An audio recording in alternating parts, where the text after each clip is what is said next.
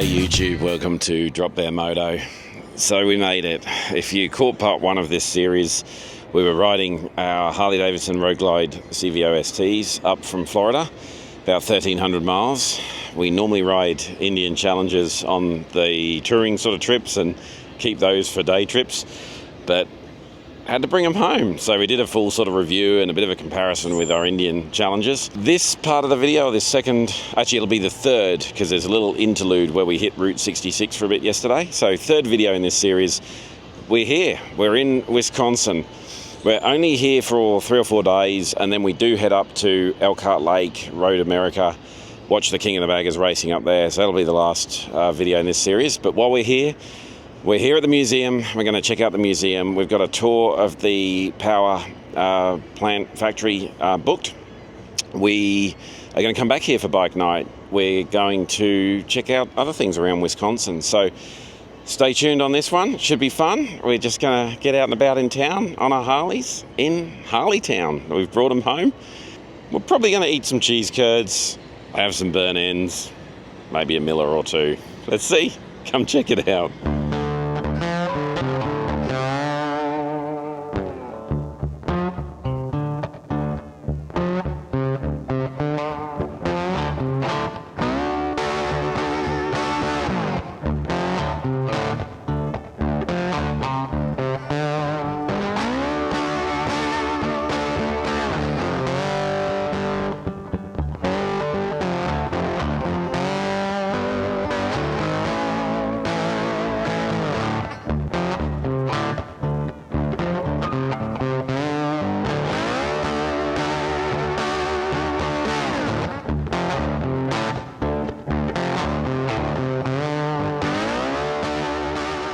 When you do come to the Harley Museum, there's absolutely a couple of must-sees. The first one is serial number 1. Bit of an odd bike in that we're not sure if it is serial number 1 because it doesn't represent the early engine, I believe it was.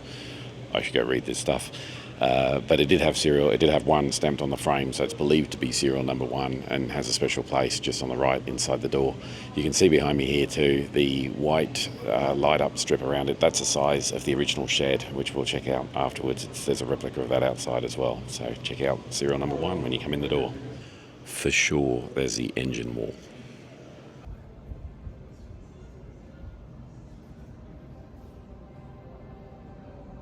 Of course, the tank wall, which has got to be one of the most photographed parts of the museum. It's pretty sick to see the board track, and you always get an appreciation for how steep these things are, especially with them running in these olden days on pretty dilapidated tracks, pretty skinny wheels, but having ridden, next to the banks at Daytona, it's pretty sick. You got to check out Evel Knievel's XR750 soaring through the air.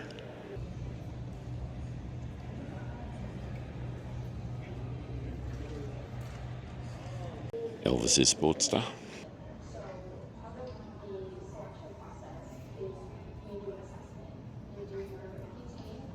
This motorcycle behind me here blows my brains a bit. It looks like an FXRT fairing saddlebags, but if you look closely, it's actually a 4-cylinder, liquid-cooled 4-cylinder. The fuel tank's under the seat. It's got a lot of firsts on this motorcycle, but could have been Harley's first liquid-cooled street motorcycle, could have been their first 4-cylinder motorcycle, and obviously, the fairing and the saddlebags looks pretty sick. So this would have been amazing, the Nova, if it had gone in production, but it was shelved when the motor company started having difficulties.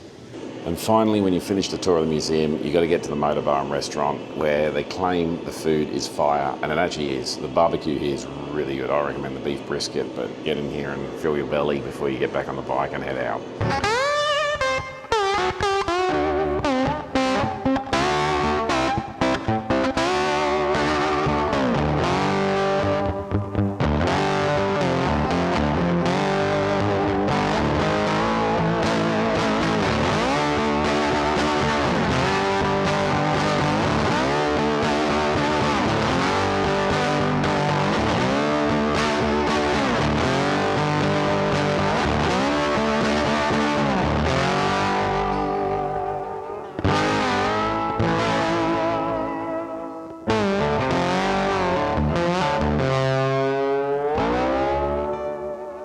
So I'm in the AMF section of the museum, and it just kind of reminds me, obviously, you're surrounded by 1903. And for those that don't know, we ride a lot of Indians, right, where we're surrounded by 1901.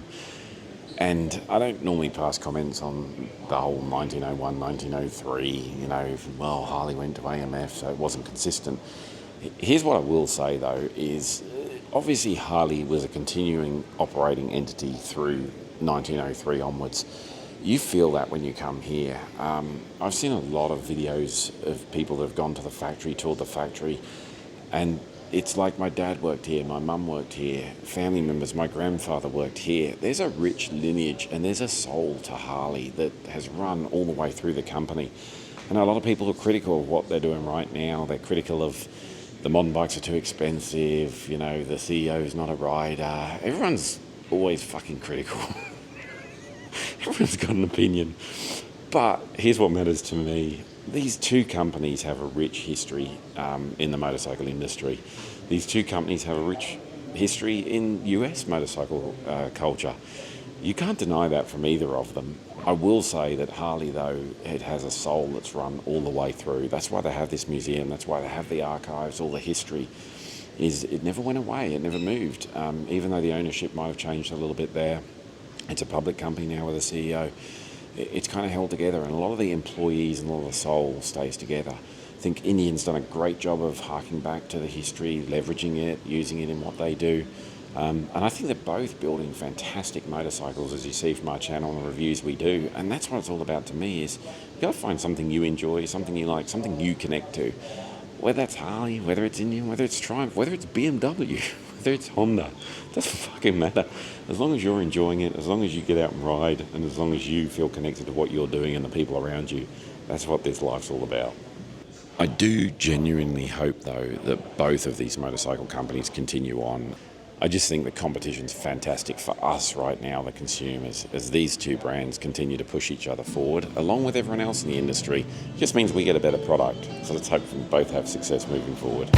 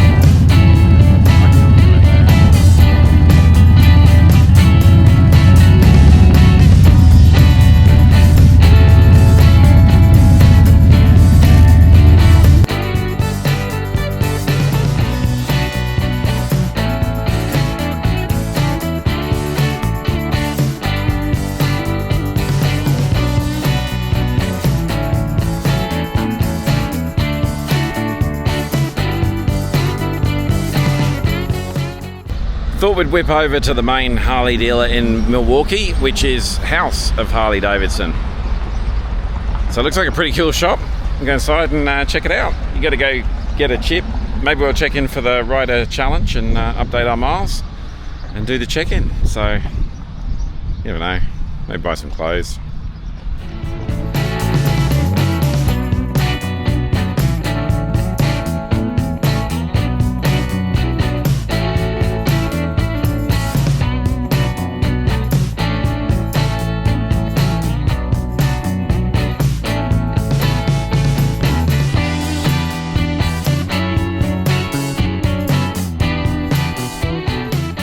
So it's a pretty cool dealership. Always trouble when you're filming around Harley dealerships. Pretty cool dealership.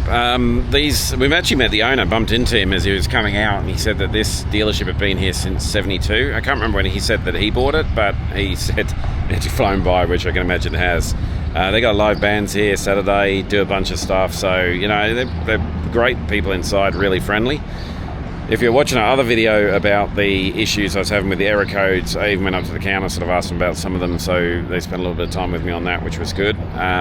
Yeah, good stop if you're in this side of the town. I didn't update the ride challenge thing, I did mean to do that, but just got talking to people and hanging out, cold drink and bathroom break. So we're going to go over to Juneau, which is the original factory now. I'm hoping to get some good pictures. It's going to be about closing time when we get there, 4:30, so we'll see how busy it is and whether we can get the bikes in good positions, but I was keen. You got to go check out Juneau while you're here, and a lot of history in that place, as I said on the video earlier. It's where a lot of that soul is, so we definitely got to stop by there. Let's head over and check it out.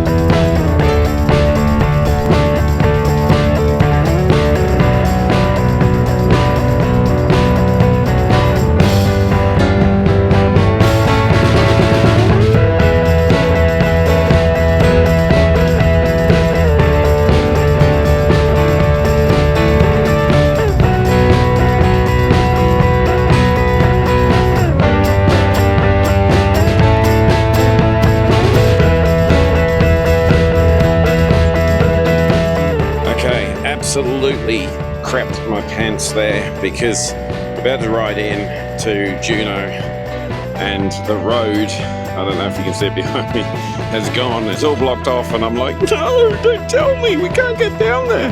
But we found a back way in, we snuck around the outside and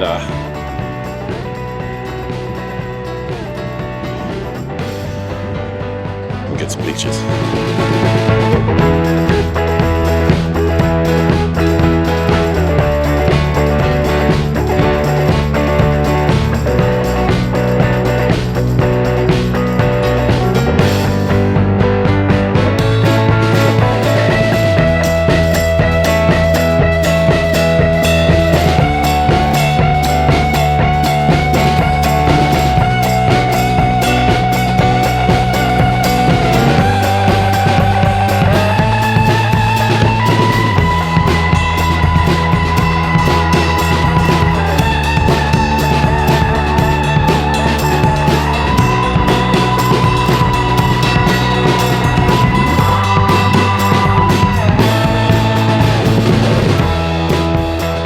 So there we go, we've finally brought them home. Not that they were necessarily manufactured here, but the factory, Harley Davidson headquarters, 3700 Juneau. This is where it really ramped up, obviously, where it kicked on from that small little shed we were at earlier in the day. See the old school sign there, and in behind me, put some footage over the top, that's the door the employees always used to use into the building, into the factory, which they still use to this day. We're here at closing time, there's a few coming out. So it's pretty cool to be here. Over here, the historic water tower behind me on this side somewhere. Up in the background there, I'll get some pictures overlaid, and of course the tower that goes across. So we're just going to go spend some time here. There's a little park across the other side, so we'll just have a little bit of a cruise around. It's late in the afternoon, we're going to go get something to eat after. But we made it. We got to the destination in Wisconsin, so glad we rode the Harleys. They've been magic on this trip, and this has been a great day hanging out in Milwaukee.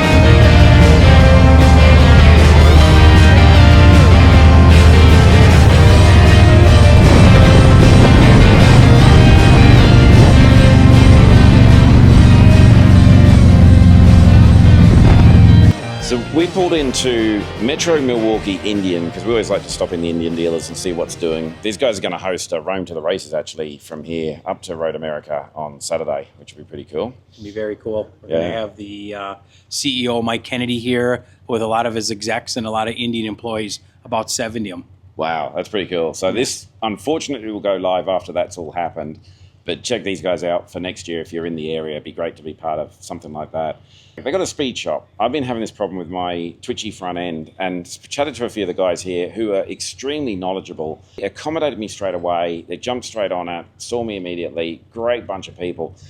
But I was here with Rob, and he's just been walking me through Two Boss, which is a speed shop that you guys have been doing for 14 years, I think, now? Two Boss Performance has been in business 14 years. I spent the prior 30 years at a Harley Davidson speed shop called Hal's Harley Davidson, Hal's Speed Shop. And I learned everything from him and everybody that we worked with and brought it over here. And now I'm teaching the younger guys on what I know. And it's all about Harley Davidson back here in the speed shop. Well, not really, because behind us we're building a drag racing 116 Challenger that we're going to be going after the Harleys with. But yeah, we do anything from cast iron Sportsters all the way up to M8 engine builds. Yeah, and a focus on drag racing, I think, is the speciality of the shop. So it's pretty cool. You have your own cams, I think you built for the Gen 2 M8s. So we have two. We have an ST1 and ST2. The ST1's for the 107 and 114, but the ST2 is for the 117 and 121. Okay, excellent. So they've got a full dyno room here as well. They've got a machine shop I can see over the side here. They're doing a bunch of stuff. So look, honestly, if you've got a Harley or an Indian, you're in the Milwaukee area, I think you're mad not to pop in and see these guys, talk about what you're doing with your bike and have a chat, because I'm really, really impressed. You don't see too many dealerships that sort of run an operation like this, so it's pretty impressive. You know, it's all about taking care of the customer and their needs, especially when you're on the road. Stop by and see us. Definitely lend you a helping hand. Yeah, and I appreciate that. So a huge thank you to Two Boss Performance, Metro Milwaukee Indian. Wish these guys all the very best for the Roam to the Races event. I'm sure it's going to be huge with the people in here. But no, I really appreciate your help and the team's help here. It's been awesome to just drop in out of the blue and get supported. So thank you. Sounds good. Thank you. Cheers.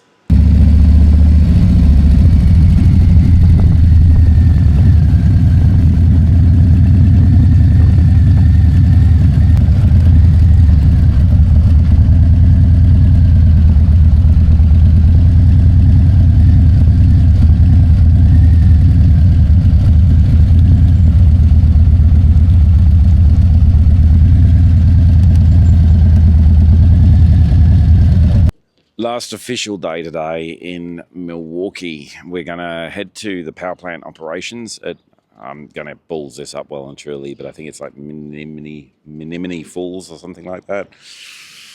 Sorry. On our way there now. We're probably about 10 minutes actually away. So we stopped in Milwaukee, Harley Davidson, as you can see in the background. Just thought we'd pop in, see what's doing. We've got a bit of time to kill on the way to factory tour, booked in a little bit later this afternoon. So go check out Milwaukee Harley Davidson.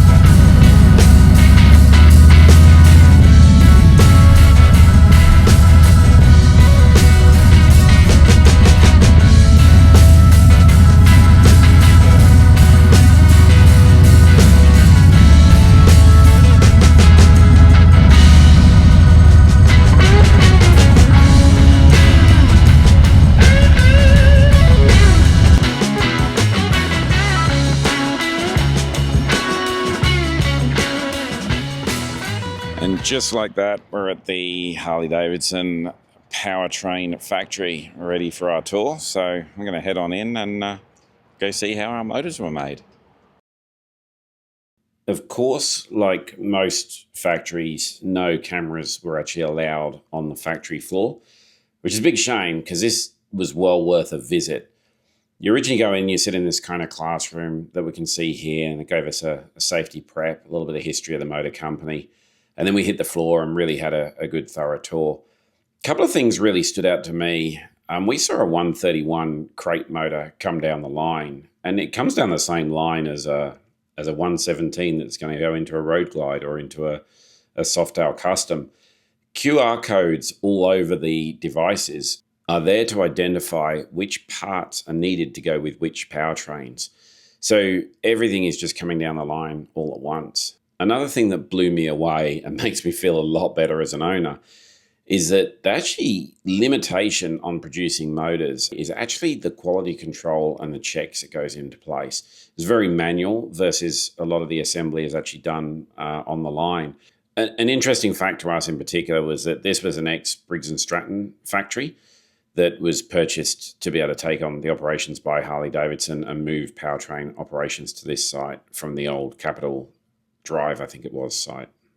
So all of the powertrains are manufactured in this facility here in Wisconsin. They're then sent down to Pennsylvania to the York factory, and that's where they're actually assembled, and the final production motorcycles come off of the York production line. But as you can see, next stop for us was back at the Harley Davidson Museum for bike night. Not sure if the sound's going to come out, so I'm really frigging close now to this camera, but we're at the Harley Davidson Museum Bike Night, which happens all through summer, every Thursday night.